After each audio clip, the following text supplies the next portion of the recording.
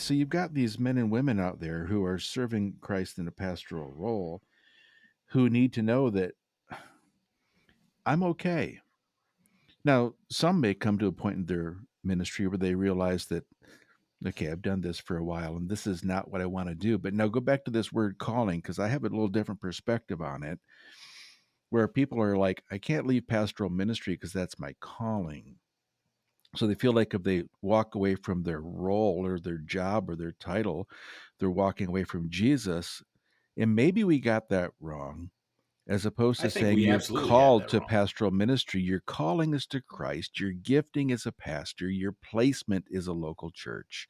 If we can delineate between those three, we can give people freedom to find a different place to serve or a better way to serve within their placement. Oh, yeah, without a doubt. When I guess some background information might be good here. So, before I became the discipleship pastor at the current church in which I'm serving, I was the national youth director for the Christian Missionary Alliance. So, we had, you know, 2,000 churches in the United States, about 50,000 youth. And one of my roles was to travel around and speak and train and equip youth workers and high school students all over the place. And I oftentimes had young people say, I feel called to youth ministry. I feel called to the pastoral ministry. I feel called to the mission field.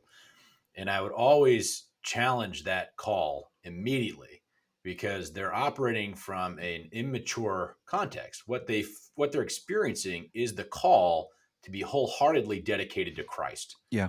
And then they're putting a schema over that call that makes sense with their passions, right? Like they're applying that. I think there's sometimes when God makes it very clear to certain people, you will go here and you will do this.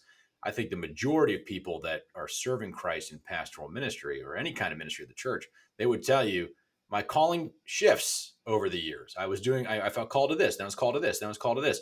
No, you were never really called to those things. God used you and your gifts and your passions, your skill sets, and put you in those places. But ultimately, first and foremost, if you don't understand you're called to Christ, to have wholehearted obedience to the will of God as you are interpreting it according to the Holy Spirit, what you believe to be the wisdom and counsel of others, then you will find your sense of identity wrapped up in your position, right? You will. Like my identity is the fact that I'm a pastor at a church. Like if I don't preach on Sunday, what am I doing?